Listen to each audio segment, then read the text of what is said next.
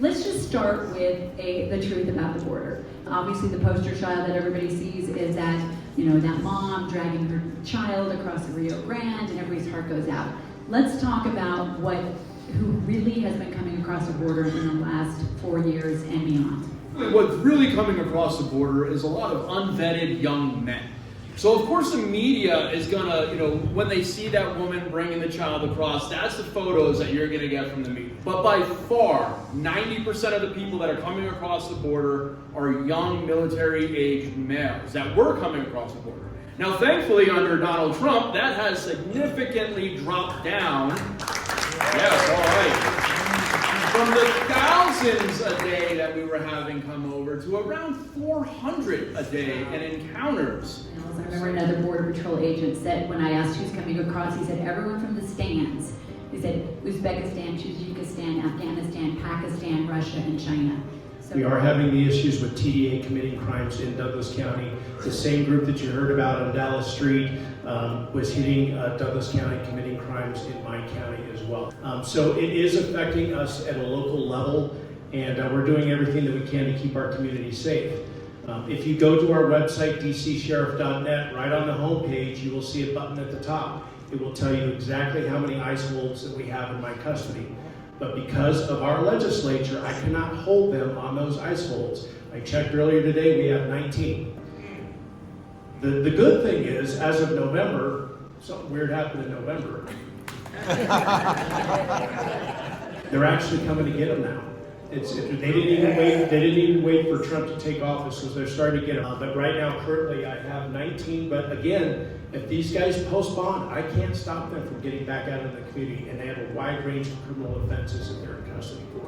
One thing that I really appreciate that President Trump said in his inauguration speech is it is time to declare the drug cartels what they really are, which is narco-terrorist military organizations, and treat them as such. I just have to also make a little bit of a clarification. So, ICE does not arrest victims. Okay, so we actually have trafficking visas and victims visas. So when we interview a young woman who has been sexually trafficked and abused, she doesn't get deported. Okay, she gets put into the system where she gets a victim visa. Actually, there are police departments and federal agencies that certify them as a witness in these trials against their smugglers.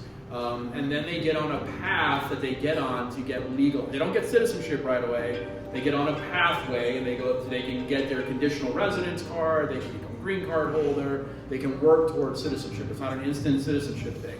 But you hear in the media a lot that ICE is arresting victims, they're arresting witnesses. It does not happen. We have actually have laws and visas that actually protect victims, protect people who are being trafficked. So that's one thing. And if you have friends that are on the left that says, oh, ICE is out there and they're arresting victims or arresting witnesses, it's not happening. Obviously, what's in the news, and President Trump came out here, and it was about the Venezuelan gangs in Aurora. First of all, how much of that is coming into Douglas County? What are you doing to try and keep that activity from coming here? We have a great intelligence network. Again, I have a couple people embedded with the FBI and the various task forces, so we have that information. But before the public started hearing about the takeovers of the apartment complexes, law enforcement heard about it first. About 2 months before they made it public, and that's what I found so amusing about 9 News and Kyle Clark saying that they have no proof about any of this stuff. We in law enforcement heard it a couple months before any of you guys did about these apartment complexes taking over. We also heard it, and we sent a bulletin out to our people that TDA had put the green light on killing law enforcement officers in the United States. And so my staff was made aware of that as well. This is all before this all got spun up, and the local news media was denying all of that. So we do everything that we can. In Douglas County, I answer to all of you. I don't answer to town council. I don't answer to the city manager. I don't answer to anybody. I don't answer to the commissioners either. They control my budget, so I try to stay friendly with all of them. But if I'm not doing a good job, guess what? I don't get elected. And so my job is to ensure this community is well protected, and we are aggressive in all the right ways, and I give my people the latitude that they need to do their job to keep Douglas County safe. We are one of the last agencies that are still running after people, that are still engaging in car chases. in a responsible manner within policy. Other agencies won't do that anymore, folks. They're letting these people just drive away. And I like the reputation. If you come to Douglas County, and a couple of bad guys have said this to our deputies, I knew I shouldn't have come down here. Because we're going to lock you up and put you in jail. And I will tell you, George Brockler, as the district attorney, you may like George, you may not like George. George is going to do amazing things. George means it when he says if you commit crimes in Douglas County, he's asking for jail time. So first, on the Venezuelan gangs, they are 100% in the state of Colorado. So no matter what Kyle Clark tries to say, it's just bunk, right? So Clark is wrong. So we have them in our jails. We've arrested multiples of them, but that's not the only gang that's in here. We've got these South American theft groups that I know the sheriff has been dealing with. That are these. They go into the malls. They just rob a lot of different stuff. They're from Peru. They're from Argentina. They're actually here on visas. So, we have all these other things that are actually happening. We have terrorists that have come into the country. So we know that the Biden administration let all these threats in on us, and now President Trump is cleaning it up, and the left is complaining about it. They're complaining about our president trying to make us safer. So it is very dangerous. Everything President Trump tries to do, there's somebody in the background whispering to the media or whispering to these NGO groups about what's going on. And President Trump is trying to clear that out. You read every day how he's firing people and just wiping out whole sections because there are roadblocks all over the place inside the government right now. So we're seeing a lot of these leaks occur, and unfortunately it's from government employees that are leaking to left-wing attorneys. They're leaking to the media. We have FBI agents that we know, and Pam Bondi talked about it today in her briefing. She believes that some FBI agents were the ones who released the op plan that ICE had. FBI agents. So those will be dealt with. They know who it is. Tom Homan knows who it is, and we're going to get to see a little bit more of that Bondi warpath in the next week. So it'll be interesting. As far as the immigration issue, I have no authority to enforce federal immigration law. But the key is if you see something, say something. And so if you see a crime that's occurring in your neighborhood, call law enforcement. You don't have to give your name. You can say, I see somebody suspicious in my neighbor's yard. Can you guys go check it out? That's what we get paid to do. But I know specifically in your community, there was an issue that somebody watched this group that we've been talking about that has been committing crimes all over the country. The neighbor actually saw it taking place and didn't call. So a lot of people, they'll put it on Nextdoor, they'll put it on Facebook, they won't actually call the cops. And so a lot of ways that we can get a hold of some of these people is so we can take criminal action on the front end, get them in custody, and get them through the process. So just report the incident. So what are the consequences of hindering ICE? So I'll handle the federal side, and the sheriff will handle from his side. So federally, hindrance falls under 8 U.S.C. 1324. So we can charge United States citizens, and ICE officers do have the ability to arrest United States citizens. A lot of people on the left don't believe that. No, we're federal agents. We can arrest United States citizens for crimes committed inside the United States as long as they fall under a federal statute. Tom Homan has said that 1324 is on the table for arresting United States citizens that either help hide illegal immigrants, hinder ICE from conducting their mission. If they touch or attack an ICE officer, they will be arrested and charged federally for assault on a federal officer. And I'm sure that there's some more that the county can do as well. Yeah, it's obstructing. So as long as we have a criminal nexus, the sheriff's office can participate in. If they get involved and try to stop us from doing our job, or they in any way interfere with our work, it's obstructing, and we can take them to jail. There's a litany of different criminal charges that we can charge somebody with. And I told this to one of the news outlets, I think it was Fox 31, on that Adams County hit that we think they got tipped off on. There's a cop that's going to get killed. It's going to happen, I'm telling you right now, because somebody is going to tip somebody off, and there's going to be an ambush, and cops are going to die. People are going to get hurt. And that's when it's going to get blown up, and that's when people are going to go to prison. Denver is, a sanctuary city.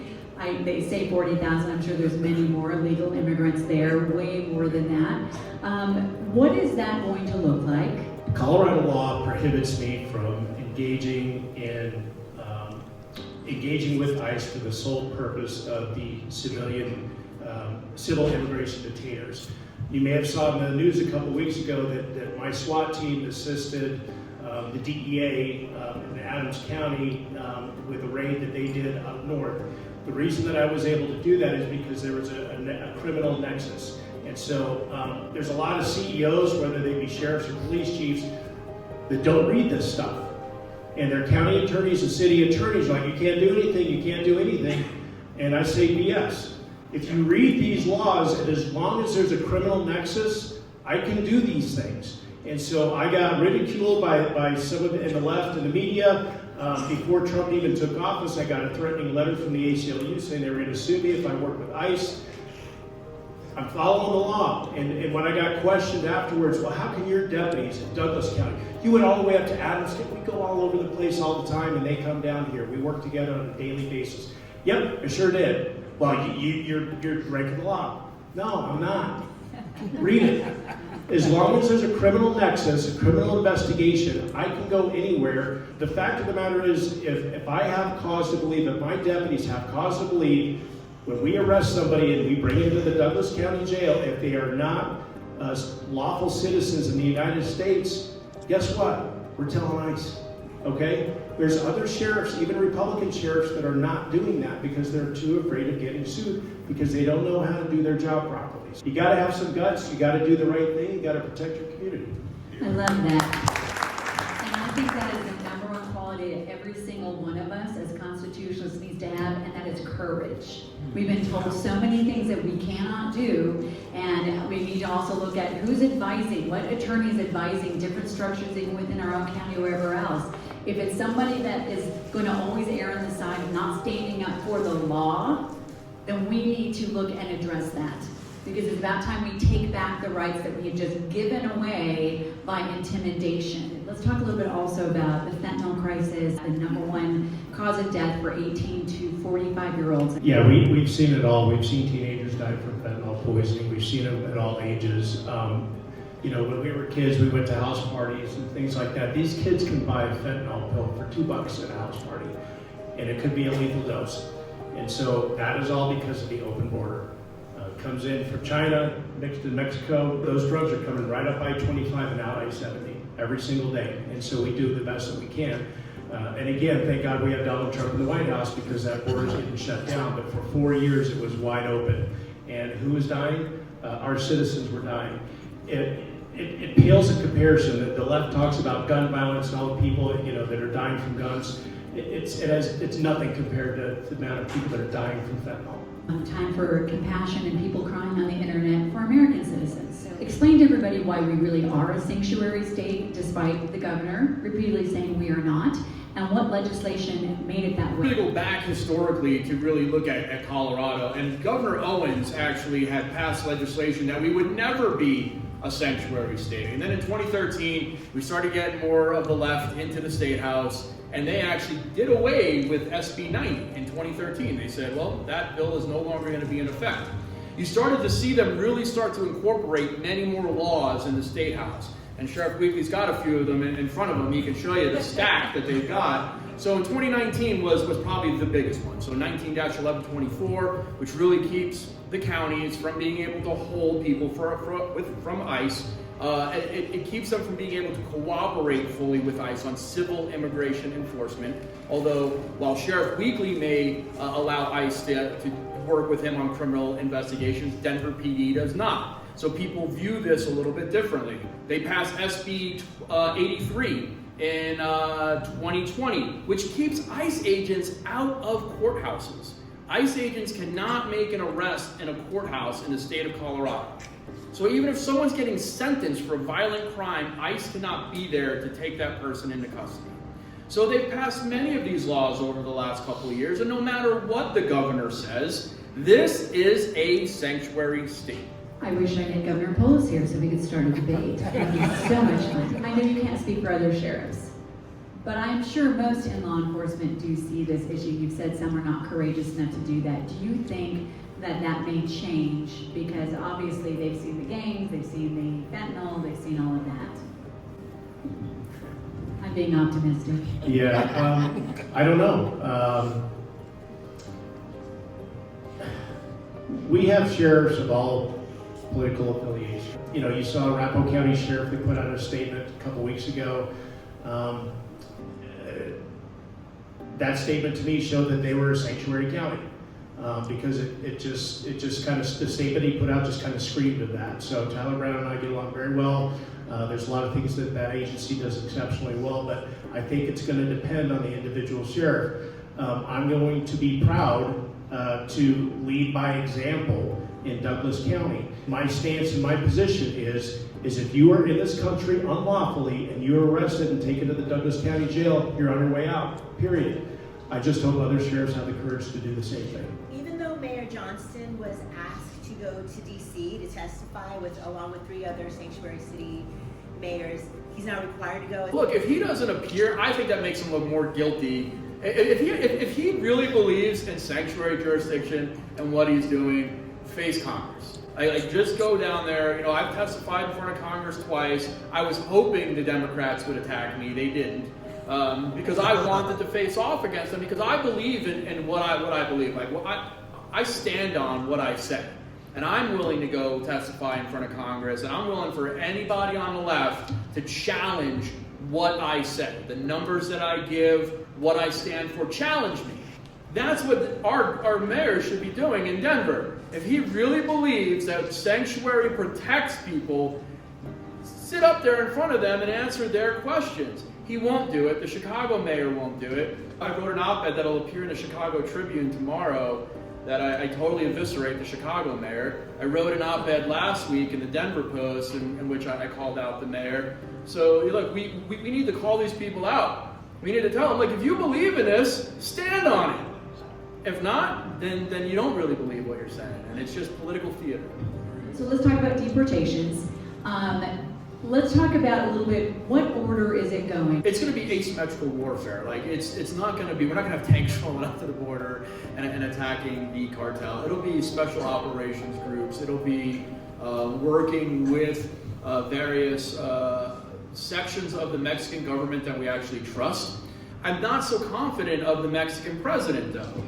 Look, there were I think 32 assassinations leading up to her getting her presidency of various politicians throughout Mexico prior to her assuming office. The cartel has their fingers in everything in Mexico, including the Mexican government, a lot of the police departments, most of the military.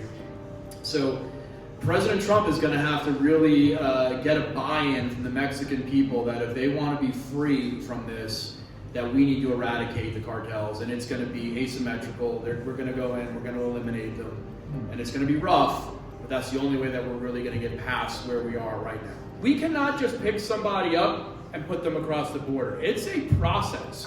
You have to work with their country. You need travel documents. You have to make sure that their country is going to accept them. Deborah talked about recalcitrant countries that don't accept people back.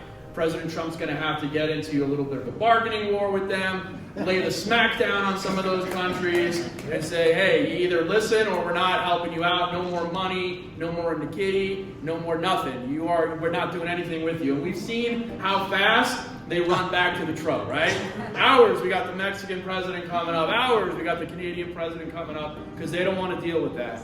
But the deportation process is a process, and it's not as easy as a lot of people think. I have been in talks with the Trump administration, and now that I'm working for Heritage Foundation, those talks have kind of extended more with the Trump administration. So number one, the Trump administration wants to get a hold of illegal immigration. So that includes every single person that is here illegally. So at the end of the day, they are going to have their coming to Jesus moment, and because they're here illegally. And there's no way to overcome that illegal status if they're present in the United States illegally other than amnesty. And amnesty is not on the table with Donald Trump. Absolutely not. Now, with that being said, President Trump wants to start with clearing out the criminals, number one, because he wants to make our community safer right away. So let's go after the criminals. We know we have 600,000 that we know about on the non-detained docket for ICE, 400 and something thousand that already have criminal convictions, and about another 200,000 that we're waiting for sentencing. So we know right off the top. We then have 1.2 million final orders. What a final order is, they've already seen a judge. They've gotten in front of an immigration judge. They pled their case in front of a judge, and the judge said, nope, you're out. Removal. You have to leave. Please leave on your own. That works. 1.2 million are still here. Didn't leave on our own. We were down there and we were talking to one of the Border Patrol agents. I'll never forget the one time I saw one of these really tough guys break down and cry. And I don't know how many of you know that Susan Rice had to retire quietly and nobody talked about why. The reason why was because they expedited the release of children coming across during the Biden administration, which means they did not check out who they were releasing them to, which means tens of thousands of children have been lost to human trafficking in our borders right now, and this Border Patrol agent said we have no idea where they are. So if we want to talk about what is compassionate, we need to talk about securing the border so they are not at the mercy of drug cartels.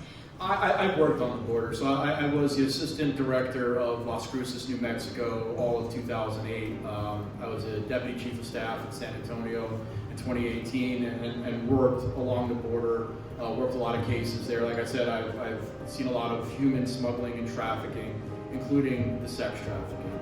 And what you hear on the border with that is absolutely true. I've unfortunately had to interview women after they've come across, and the stories that some of these women tell you are absolutely horrific. And it's not just women, it's also little girls too, that are being smuggled across and abused. A lot of it doesn't get out because the media just refuses to show the horror that happens as people are smuggled into the country and what the cartels do to people. Yeah, and they would even say at the Resolution El Paso that the first humane face that many of these people would see would be the Border Patrol. That would bind their wounds, give them water, help them. So that's the story and the narrative we can share with people who are moved by compassion. I've worked many cases where we've had trucks filled with people left in San Antonio, no air conditioning, many people died in the back of those trucks, but the left still fights back on it. I mean, you can have the most horrific situation occurring and the left will find some way to tell you that you're wrong or it's racist that you're thinking about that, or it's just, it's horrifying what happens down there. It's going to continue. In fact, unfortunately, the stronger we get on the border, the more of that occurs because we're keeping people from crossing. Yeah, and I would just add to that, when we were down there, we went to the rescue mission in El Paso, and I'm a mom, and some of the stories I heard, I wish I would never have heard, and we talked to our neighbors. We can come from the point of compassion, and here's what we say to them. I care also about those women and children, and you know the best way to protect them? Make sure the drug cartels no longer have the power. They have the power because the border is open. They lie to women and children. They tell them, come on, we'll get you there, we'll get you across the way. And they are absolutely devastated across the way. Now that President Trump has put the military on the border and he's having the Border Patrol do their job, the illegals are going back to what they did when I worked for INS and ICE. And that's getting across without being seen. They're starting to build more tunnels. We've come across more tunnels in the last couple of weeks than we have in the last 4 years. So they're tunneling underneath the border into locations where they can come up. We're going to see more human smuggling and human trafficking and conveyances and more in trucks. We may have some bumpy times ahead, but we have to be prepared to tell our neighbors why the bumpy times are here. And it's not because Donald Trump is in office, it's because of what happened beforehand and who is currently here. And we can also support the deportations that way. When we were down there, John, we saw piles of border materials that were just laying there rusting, being sold for pennies on the dollar, which was robbing from the American people. And you, I remember, talked through how just putting the border wall up and what is able to be done with drones and ATVs and all that could solve this quickly. Well, in order for the Border Patrol to do their job, the wall is necessary because it directs traffic. Right? Walls don't necessarily stop people. We've seen that through history. Castles have been invaded. The Maginot Line in France was overtaken. But what it does do is it allows us to put our resources into the areas that we need and allow the Border Patrol to actually patrol. They are the Border Patrol, not the border administrators. So they shouldn't be sitting in an office just processing illegal aliens or constantly crossing the border. For the border to be effective, we need a multi-layered security system, and that incorporates the wall. And like Deborah said, I went with their team to actually show them some of those areas. There was wall just laying all over the desert that they had not put up yet.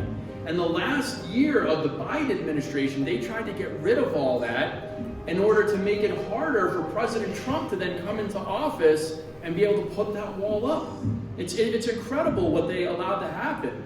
So we're going to see more of this multi-layered security at the border. We are going to see more drones, we'll see more technology, but the biggest thing, and it's always been, is to have those Border Patrol agents actually patrolling the border. And one other thing, when anybody talks about the border wall being racist, there's this great shot we have of in El Paso. There's a shorter wall and then a taller wall. The taller wall was racist. The shorter wall was not racist. And the reason why, because the original wall in El Paso was put up by Democrats to protect El Paso. Guess who voted for it?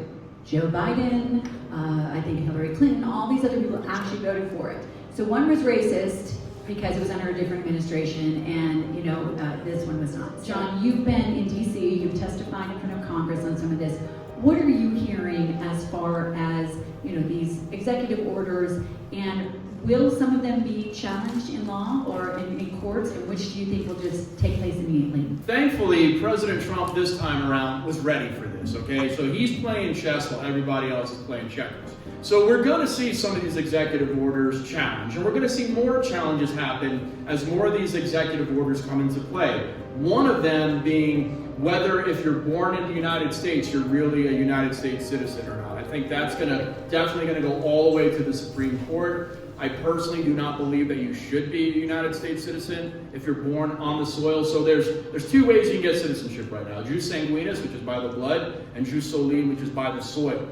Now, there's a thing called entry fiction doctrine. You can look this up. It's the law. The Supreme Court has already looked at it. That says that somebody who is illegally present in the country while their body is in the country, their legal status is still knocking on the door at the border. And that's what entry fiction doctrine rests on. To me, that would also mean that those who are illegally present in the country should not have our constitutional benefits that they currently have because they're physically present, but not lawfully, so their legal status is still outside of the country. So we're going to see these huge challenges, especially on the citizenship issues. But I really believe President Trump is ready for it this time. He's putting the right people in place. Bondi is going to be awesome as an AG. She's on the warpath already. So we're going to see something way different than what we saw in the first administration, and I think it's going to be for our benefit for sure. It is going to be fun to watch, for sure. We were talking about how interesting it is that criminals aren't stupid. They tend to go to gun-free places, and partly what happened over the weekend and a reflection on that.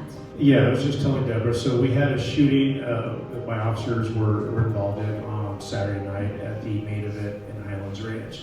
And I can't go into detail about it. It's still a very active investigation and more will be coming out. I will tell you that any information that you see in the media, we're already telling the news stations, don't run with the garbage that you guys are seeing on social media because it's not accurate. But the point that I want to make is the main event, that entertainment center is a gun-free zone. Guess what happened? Criminals came in and shot the place up. And they shot a girl that was in the bathroom there.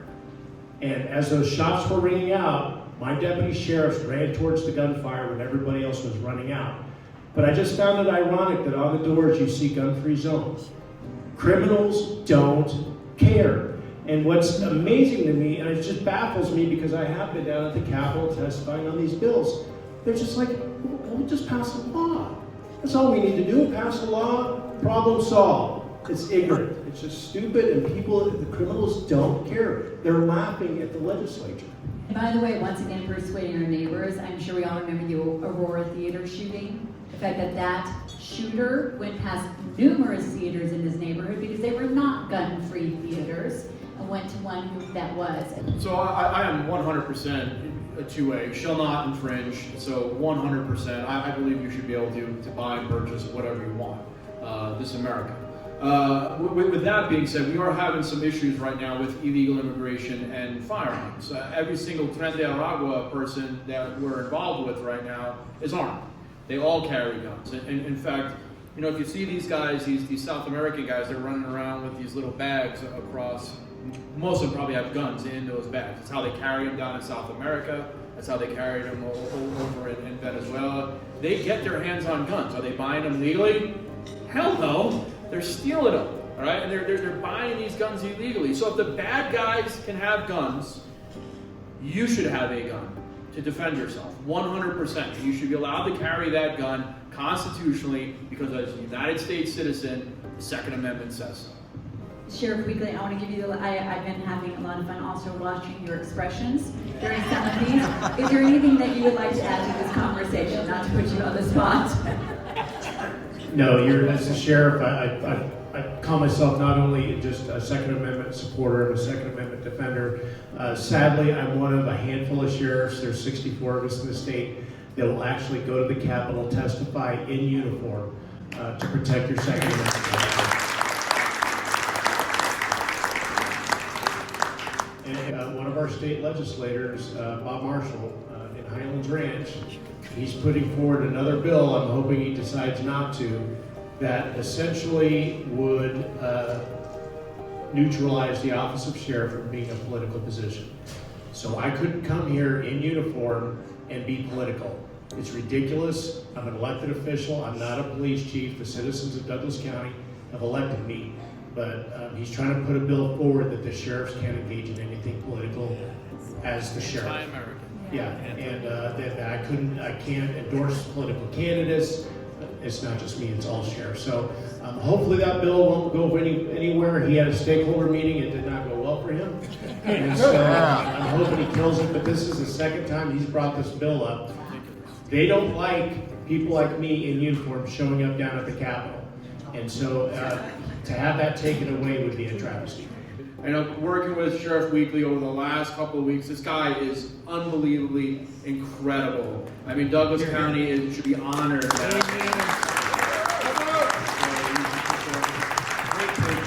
want you guys, when you go out, to be educated in what you say, because the left is going to continue attacking us on this. And if you don't have the right information, they will just continue to attack you. And we are grounded constitutionally. We know what we're talking about. We're going to make America a safer place. We're going to get a hold of our immigration system, have a good legal immigration, and what we should have so people can come here that are going to give back to the United States, not just take from it. So thank you. Thank you. And there's two things I will say about that. Here at DCC, we are focused on expanding the movement of freedom. We're focused not on attacking other conservatives, be they Republicans. We're focused on turning seats, like HT 43, and we will work together to do something like that, because we always have to keep our eye on where our freedoms are being threatened, and it is not here in this room with one another. So that's a unifying force. Let's give another loud applause for our wonderful